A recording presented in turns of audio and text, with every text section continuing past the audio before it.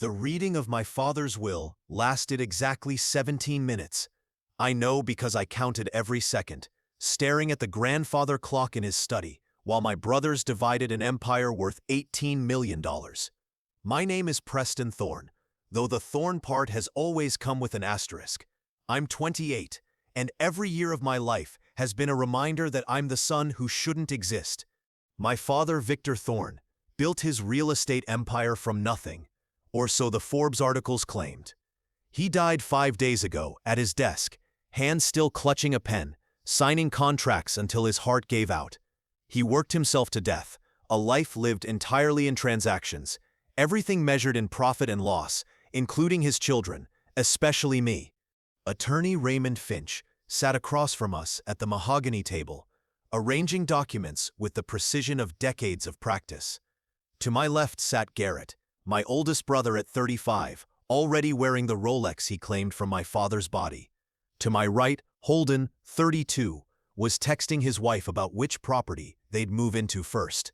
And then there was me, the illegitimate son, a reminder of our father's one lapse with his secretary 29 years ago. The Manhattan properties, including the 3 penthouses on Fifth Avenue and 2 commercial buildings in Tribeca, valued at $8 million. I leave to my son Garrett, Finch read, his monotone voice echoing in the wood-paneled room. Garrett smirked and poured another glass of our father's century-old scotch. About time the old man recognized who actually ran New York operations. The Hampton estate, the full yacht collection, including the Celestial Dream, and all vehicles in the Long Island storage facility, valued at $7 million. I leave to my son Holden. Holden laughed aloud. The cars, Miranda is going to lose it. That 1967 Ferrari alone was worth $2 million. The brothers continued dividing assets, like kids sorting Halloween candy. Stock portfolios, Swiss accounts, art collections, even the corporate jet. Every few minutes, one of them glanced at me, with barely concealed amusement. We all knew my turn was coming. The question was, how little would it be? Preston, Finch finally said. Both brothers leaned forward like vultures. Finch pulled a single brown envelope from his briefcase, aged and bent at the corners. My name was written across it in shaky handwriting, my father's, near the end. I leave this envelope to be opened in private, containing what he needs to know. Silence lasted barely 3 seconds before Garrett erupted in laughter, spilling his scotch. An envelope? He wheezed. 2 years of ass-kissing and Dad left you a letter. Holden was calmer, though his eyes gleamed with cruel satisfaction. Maybe a thank you card. Here's a hallmark moment for your troubles, he said. Garrett added, already texting, or directions to the nearest employment office. The bastard got paper while we got the kingdom. Finch handed me the envelope, sympathy, or something like it, flickering in his eyes. It weighed nothing. 28 years of trying to earn a place in this family, and it all came down to a slip of paper. Gentlemen, Finch continued, ignoring the laughter, your father insisted I read this final statement. Adjusting his glasses, he read, blood may determine birthright, but character determines worth. I trust each of you will receive exactly what you deserve. My brothers, drunk on victory, didn't catch the phrasing. They were already arguing over father's office at corporate headquarters. I slipped the envelope into my jacket and walked toward the door. Hey Preston, Garrett called. If you need a job, maybe building maintenance, start in the basement. You're used to being beneath us, right? I kept walking, their laughter following me through the marble foyer, past the portraits of Thorne men who would never claim me, out into the October afternoon where my 10-year-old Honda waited like a punchline. Inside that envelope was a bank account number and 11 words that would reveal 25 years of lies. I didn't know that yet. All I knew was I was done begging for scraps. I sat in my car, staring at the envelope, wondering what final insult my father had saved for last. I never belonged in the Thorne family, and everyone made sure I knew it. From my earliest memories, I understood I was different, lesser, tolerated, but never accepted. I remember Garrett, then 10, explaining to his private school friends why I lived in their house. That's Preston, he said, pointing at me playing alone in the corner. Dad's mistake from his secretary. We keep him around because Dad feels guilty. My mother, Diane Russo, died when I was 3 in a car accident on the Long Island Expressway. Single vehicle, brake failure, they told me. Tragic, but simple. She'd been Victor's secretary for 5 years, and our affair produced me. The evidence of his only lapse in judgment. Victor's wife had already died of cancer 2 years before I was born, so when Diane died, he took me in, not out of love, but obligation. The Thorne Mansion in Westchester had 32 rooms of cold marble and impossible standards. Garrett and Holden had their names engraved on their doors. Mine simply read, Guest Room 3. At family dinners, I sat far enough to be present, but close enough to be forgotten. Victor would ask his sons about Princeton, internships, or market trends. To me, he occasionally nodded and asked if I needed anything for school. My answer was always no, sir, even when I did. Holden was subtler in his cruelty than Garrett, but more effective. Where Garrett used blunt force, Holden used surgical precision, inviting me along, then explaining why I couldn't participate. Preston can't come to the country club, guys. Legitimate member requirements. Or Preston understands why he can't be in the family photos. It would confuse investors. I learned to make myself useful to survive. When Garrett needed someone to write his college essays, I did it. When Holden needed a scapegoat for crashing the Mercedes, I took it. When Victor needed someone to work 18-hour days at the company without complaint or recognition, I was there. I became fluent in the language of servitude, believing if I worked hard enough, maybe one day Victor would see me as he saw them. He never did. At board meetings, I was his ward or special project. At charity galas, the young man Victor mentors. Never son, never family. The crazy part? I outperformed both of them. While Garrett and Holden coasted through Ivy League educations on legacy admissions, I earned my way into MIT on merit. While they showed up to board meetings hungover and unprepared, I built a consulting firm from nothing, landing 6-figure contracts by 25. My clients included Fortune 500 companies that would laugh Garrett out of the room, but none of it mattered. You can't make yourself legitimate through achievement, Victor once said. You are what you are, Preston. Make peace with it. I tried. I dated Rebecca for 2 years, never introducing her to the family. I rented a small Brooklyn apartment, despite having access to family properties. I built a life adjacent to, but separate from, the Thorne Empire, like a satellite that orbits but never lands. Then Victor started getting sick. Heart problems began last year. Despite the best doctors money could buy, we all knew time was short. Garrett and Holden circled like sharks, suddenly interested in their father's wisdom, visiting more often, debating inheritance plans, in front of me. What do you think Preston will get? Holden's wife once asked at dinner. Whatever it is, Holden said, it'll be more than he deserves. The call about Victor's death came while I was reviewing client contracts. Massive heart attack at his desk, the secretary said. Slumped over acquisition papers, pen still in hand. That detail made me sadder than the death itself. He had died exactly as he lived, alone with work, measuring worth in square footage and profit margins. Standing in the study 5 days later, watching my brothers celebrate, I realized I'd spent my life trying to earn love from a man who had none to give. Not to them, not to me, not even to himself. The will reading was scheduled for Friday at 2. I arrived 15 minutes early, parking my Honda behind a catering truck, unloading champagne. Garrett and Holden were already celebrating, hiring party planners before the will was read. I found them in the study, wives drinking Victor's prized scotch and dividing assets on cocktail napkins, like kids trading baseball cards. Garrett's wife, Simone, was fast-timing a real estate agent in Milan. Miranda, Holden's wife, circled yacht upgrades she hadn't inherited yet. Look who decided to show up, Garrett said, raising a glass in mock salute. Come to see how the real heirs inherit? Just here for the reading, I said, taking my usual corner seat. Smart to manage expectations, Holden added, without looking up from his phone. Curious what Dad came up with for you. Broken Rolex maybe? Poetic giving the broken son the broken watch. Attorney Raymond Finch entered precisely at 2. His presence shifted the room from casual cruelty to formal procedure. He had been Victor's lawyer for 30 years and knew every secret. "Gentlemen, ladies," he nodded. "Shall we begin?" Opening his briefcase, he removed a folder marked with Victor's seal. The will was brief, which suited Victor's style.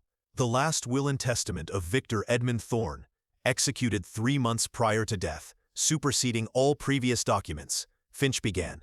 The first 10 minutes went exactly as expected. Garrett inherited the Manhattan properties, $8 million worth, generating nearly $1 million a month in rent.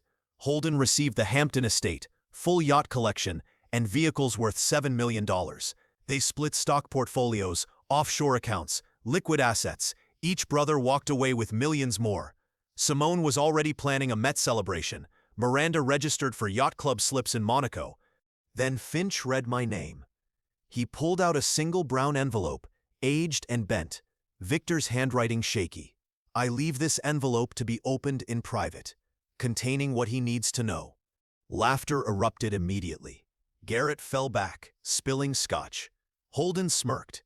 "An envelope? 2 years of ass-kissing for a piece of paper." "Maybe it's a coupon," Simone suggested. 10% off your next therapy session for daddy issues," Miranda added. Finch handed me the envelope. It felt impossibly light, like air. 28 years in the family, and my entire inheritance weighed less than a birthday card. "Gentlemen," Finch said, "one additional matter. Your father insisted I read this statement." He adjusted his glasses. "Blood may determine birthright, but character determines worth. I trust each of you will receive exactly what you deserve." Too drunk on victory to notice, my brothers laughed and planned their new lives.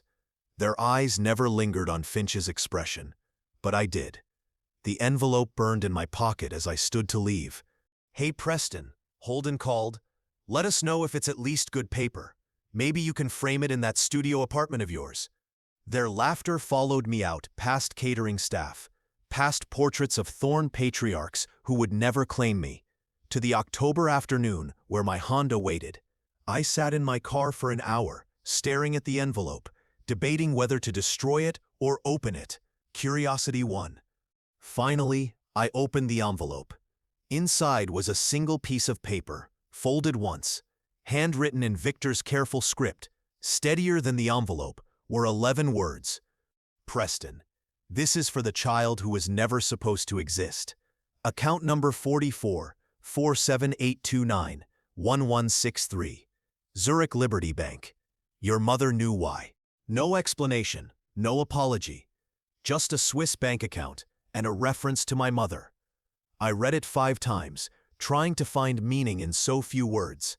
Even in death, Victor reminded me I was a mistake. I drove home to my Brooklyn apartment, mind racing. Maybe it was a small trust fund, enough to show he'd thought of me, but not enough to matter. Maybe symbolic. Or maybe nothing. Just a final joke. My laptop sat open, client presentation unfinished. I navigated to Zurich Liberty Bank's website. Logging in required the account number, my social security number, and a security question, mother's maiden name Russo. Before I could check the balance, I paused. Your mother knew why. I had never investigated her death. Why would I? A car accident at age 3. Tragic but simple. Victor's words suggested otherwise. I pulled up the New York State Accident Database. October 15, 1999. Diane Russo. Single vehicle accident, Long Island Expressway. Brake failure, fatal. The basic report matched what I knew, but attached was a detailed investigation file. Brake lines appeared deliberately severed, tool marks consistent with tampering. Recommendation: homicide investigation, terminated at the family's request.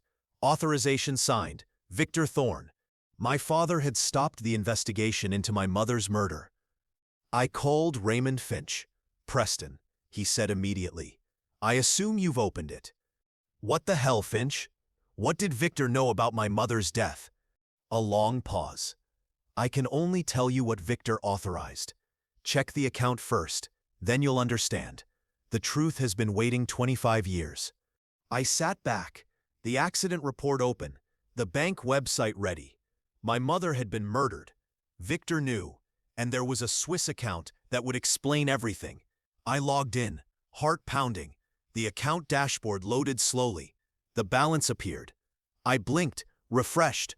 $127 million. Mr. Preston, are you still there? A German-accented voice said. I've been waiting 25 years for you to access this account. It's time you learn the truth about your mother, your father, and the $18 million your brothers just inherited. The account history revealed decades of deposits, starting in 1996, 3 years before my birth, from something called Project Prometheus. The final deposit was made October 15, 1999, the day my mother died. Your mother, Diane Russo, was not just a secretary, the voice continued. She was Senior Special Agent Diane Russo, FBI Financial Crimes Division, embedded in Thorn Industries as part of a 3-year investigation into your father's money laundering operation. I sank to my knees. Impossible. She was just a secretary. The affair was real, the voice said, but the pregnancy complicated everything. She tried to protect us both. Victor discovered her true identity when I was 2. By then, he had fallen in love with her, and with me, the child who shouldn't have existed. Your brothers, Garrett and Holden, were being groomed for the empire. They discovered your mother's identity, and as children, they arranged the accident. Victor covered it up to protect you, the innocent. He made a deal with the FBI. Your mother had already converted intelligence into assets. He continued adding to it every year. Every crime your brothers committed, every dollar he matched in your account. The difference is yours is clean. I paced my apartment, trying to process 28 years of lies. There's more, the voice said. Secure messages in the account revealed hundreds of files, financial records, photographs, evidence of every Thorn Industries crime over 3 decades. Recent files focused on Garrett and Holden. My father had documented everything. The rational choice was simple. Take the money, disappear, start anew. But I couldn't stop thinking about my mother dying alone and the 13-year-old boy who ordered her death, now celebrating in a Manhattan penthouse. On the 4th day, I decided. I transferred $10 million to a new account. Enough to build a real life, but not enough to be consumed by wealth I hadn't earned. The rest remained, growing, a monument to my mother's sacrifice. I created 2 packages. One to the FBI, containing all evidence and documents. The second to Raymond Finch, with instructions to deliver it to my brothers at 2 p.m. on Tuesday, the exact time they had mocked my envelope. I flew to Zurich Monday night. The arrests happened Tuesday afternoon. CNN broadcasted federal agents swarming Thorn Industries. Garrett in handcuffs, Holden tackled in the parking garage. The largest financial crime bust in New York history. 3 decades of money laundering, extortion, and murder unraveling in hours. My note to them was brief. Character determines worth. Enjoy what you deserve. The child who was never supposed to exist. Assets were frozen. Properties, yachts, cars, all seized. Simone was caught fleeing to Milan. Miranda arrested at the yacht club. The empire built on blood money collapsed completely. I changed my name, becoming someone new in a country that embraced reinvention. The $10 million I kept was more than enough. I started a foundation for children who lost parents to violence. Kids like me. So far, we've helped 300 families, giving them what I never had, someone who sees them. Heinrich Ducker still manages the main account, now over $200 million, doubling every decade. He calls annually on my mother's death anniversary. Will you claim it this year, Mr. Preston? I always answer the same. The child who was never supposed to exist is doing fine without it. Some inheritances are too heavy. Some fortunes cost more than they're worth. True wealth is realizing you already have enough. That's the story of being the child who wasn't supposed to exist. Once you accept it, you're free to live entirely on your terms. If this story resonated, like this video, share it, and comment below. Would you have taken all the money? Or walked away like Preston? Subscribe for more stories about family, truth, and the choices that define us. Your real inheritance is the freedom to choose who you become.